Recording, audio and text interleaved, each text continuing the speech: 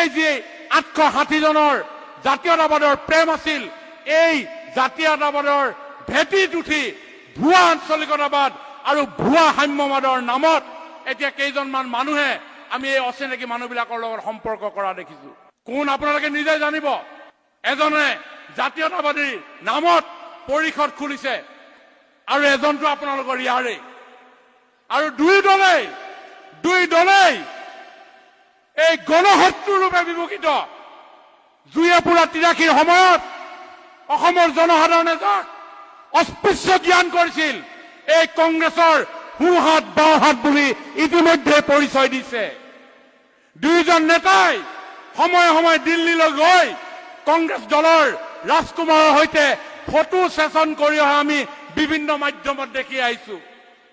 সৰুজনৰ উদ্দেশ্য জাতীয়তাবাদৰ নামত থকা সহজ সৰল মানুহৰ অনুকম্পাৰ দিশ সলাই অসমীয়া ল'ৰা ছোৱালীৰ ভৱিষ্যত ধ্বংসকাৰী শ্বহীদৰ তেজেৰে অসমৰ ৰাজপথ ৰাঙলী কৰা কংগ্ৰেছৰ শিবিৰলৈ বুৱাই দিয়া। কংগ্ৰেছৰ দীৰ্ঘদিনীয়া অপশাসনৰ বিষয়ে অসমৰ মানুহৰ মনত ৰৈ যোৱা সেই ভয়ংকৰ ছবিবোৰ জাতীয়তাবাদৰ গ্ৰীণ স্কিনেৰে আৱৰা কাম হাতত লৈছে সেই সৰুজনাই।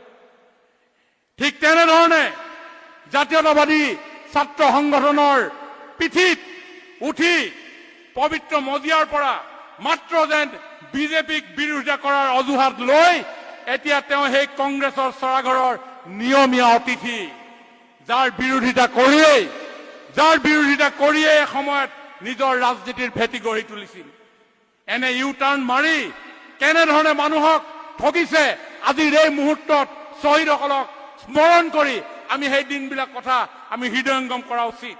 ৰক্ত ৰঞ্জিত দিনবিলাকৰ কথা স্মৰণ কৰি এইসকলৰ ভণ্ড জাতীয়তাবাদী ভণ্ড সাম্যবাদীৰ এই কথা বতৰাবিলাক আমি স্মৰণ কৰা উচিত, কাৰণ এয়া স্মৰণ কৰাৰ সময়। আৰু ইয়াত এজন আছে যিজনে মাজে মাজে নিজে কনফিউজ হৈ যায়, নিজে চেণ্ডেল পিন্ধি নামঘৰলৈ যায় আৰু থেতুৱাই ধৰা ঠাণ্ডাত ব্ৰিটিছৰ দেশত মুখ্যমন্ত্ৰীক চুৰিয়া পিন্ধিবলৈ উপদেশ দিয়ে।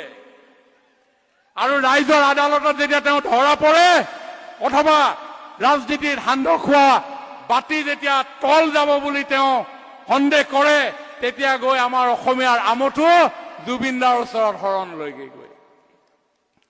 গতিকে এইসকলৰ এই ভণ্ডামি মই ভাবো এই শ্বহীদ দিৱসৰ এই পবিত্ৰ মুহূৰ্তত আমি পুনৰ স্মৰণ কৰা ভাল, কাৰণ অসমত অসমীয়াৰ অস্তিত্ব সুৰক্ষিত কৰাৰ স্বাৰ্থত আজি আমাৰ চৰকাৰে যেনেধৰণে কাম কৰিছে ইতিমধ্যে মুখ্যমন্ত্ৰী ডাঙৰীয়া বক্তব্যত আপোনালোকে শুনিছে।